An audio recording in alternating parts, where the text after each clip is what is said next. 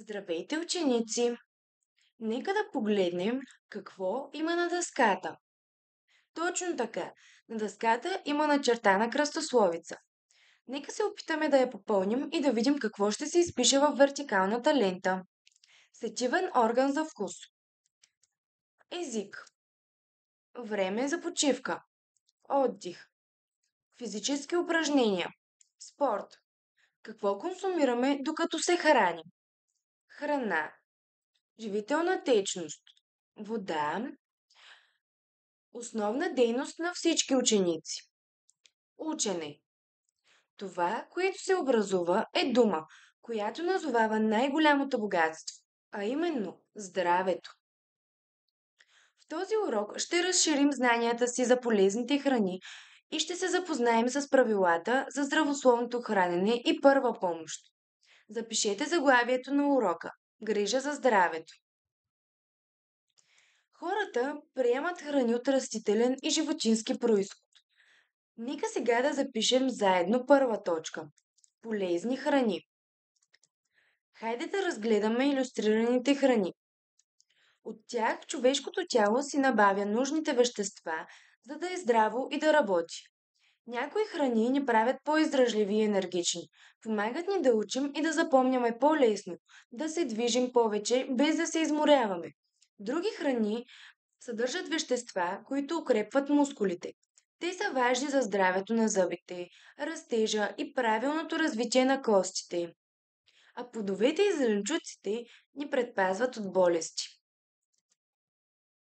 Хайде сега да запишем втора точка. Правила за здравословно хранене. Храната трябва да е разнообразна. Само така тялото ни ще получава достатъчно от полезните и важни за него вещества, които се съдържат в различните видове храни. Редовното хранене ни помага да се чувстваме бодри и енергични през целия ден, а сутрешната закуска не бива да се забравя, защото без нея сме отпаднали и разсеяни.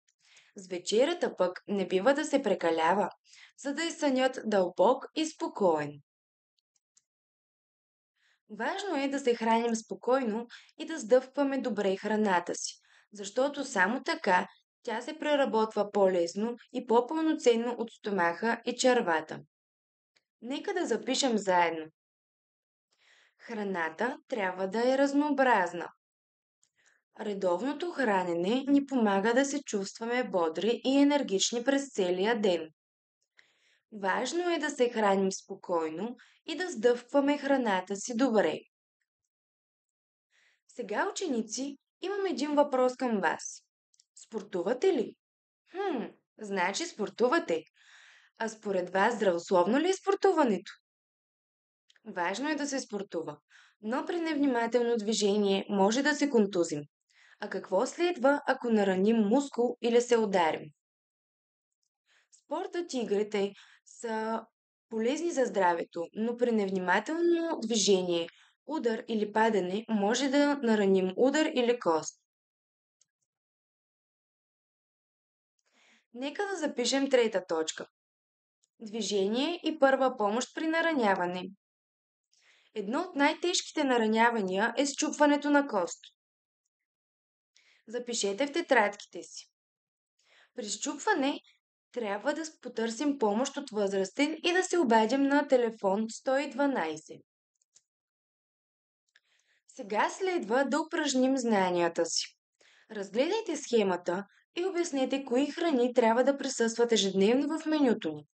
Кои храни трябва да приемаме често и кои да избягваме. Колко често трябва да приемаме шоколадови изделия. Какво мислите за храните, важни за растежа? А колко често трябва да приемаме храните, важни за здравето, като плодовете и зеленчуците? А храните за издръжливост? Преминаваме към второ упражнение. Здравословно ли се хранят учениците? Какъв съвет бихте им дали?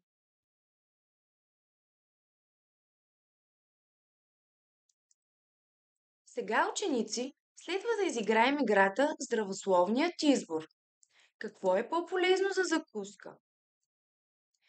Ябълка или шоколад? ябълка. Какво е важно за поддържане на физическата ни форма?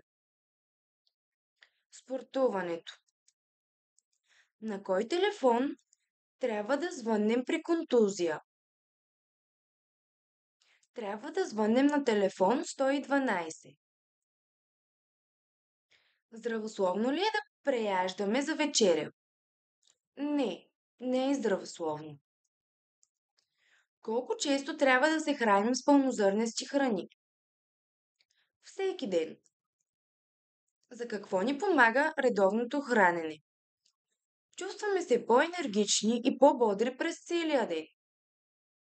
Какви храни приемат хората? Хората приемат храни от животински и от растителен происход. Днес с вас се запознахме с правилата за здравословното хранене, разширихме знанията си за полезните и вредните храни, научихме се на кой телефонен номер трябва да се обадим при нараняване или контузия. За домашна работа имате да решите задачите от учебната тетрадка. Благодаря ви за вниманието. Бяхте много активни, внимателни и послушни. Приятно междучасие, свободни сте!